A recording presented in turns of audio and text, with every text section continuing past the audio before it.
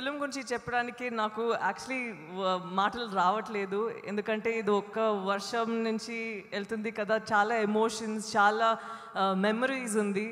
And ఇప్పుడు when I think back about it, ఎక్కడ start చేయాలి అని తెలీదు.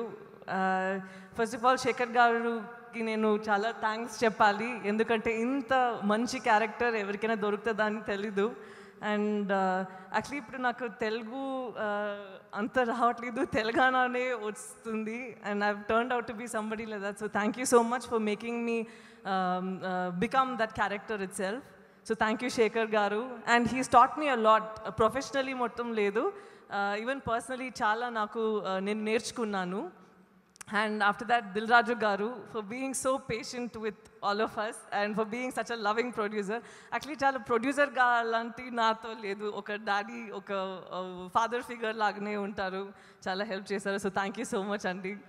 అండ్ మీ అందరికీ నేను చెప్తాను, ఈ మూవీ మన అందరికీ మొత్తం లేదు, మీ అందరికీ కూడా చాలా బ్యూటిఫుల్గా ఉంటుంది. మీరు ఇంటికి వెళ్ళినప్పుడు చాలా సంతోషంగా వెళ్తారు. ఒక beautiful love story. And more over ఈ మూవీ ఎండ్లో నేను ఎంత నేర్చుకున్నానంటే, ఒక అమ్మాయిలాగా ఇది ముందు ఉన్నానో నాకు తెలుసు, బట్ ఇది తర్వాత ఒక స్ట్రాంగ్ అమ్మాయిగా నేను ఉన్నాను. So thank you so much Shekhar garu, Chaitanya garu, Raju garu, అందరికీ thank you so much for giving me one of the beautiful years in my life. Thank you very much. Telugu రాదు రాదు అంటూనే చాలా బాగా తెలుగు మాట్లాడేశారు. ఆ డైలాగ్ చెప్పకుండా ఎలా వెళ్దాం అనుకున్నారు మీరు వెనక్కి? భానుమతి ఒక్కటే పీస్, 2 కులాలు 2 మతాలు, హైబ్రిడ్ పిల్ల.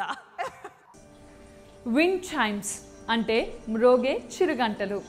ఇవి ఇంట్లో పెట్టుకుంటే మనిషికి అదృష్టం మారుతుందా? అసలు నిజంగా ఇవి అదృష్టాన్ని కలుగజేస్తాయా? అదృష్టాన్ని తెచ్చిపెట్టే వస్తువులు అంటూ కొన్ని ఉంటాయంటే మీరు నమ్ముతారా? అసలు ఇవి నిజంగానే మన జీవితంపై ప్రభావం చూపుతాయా?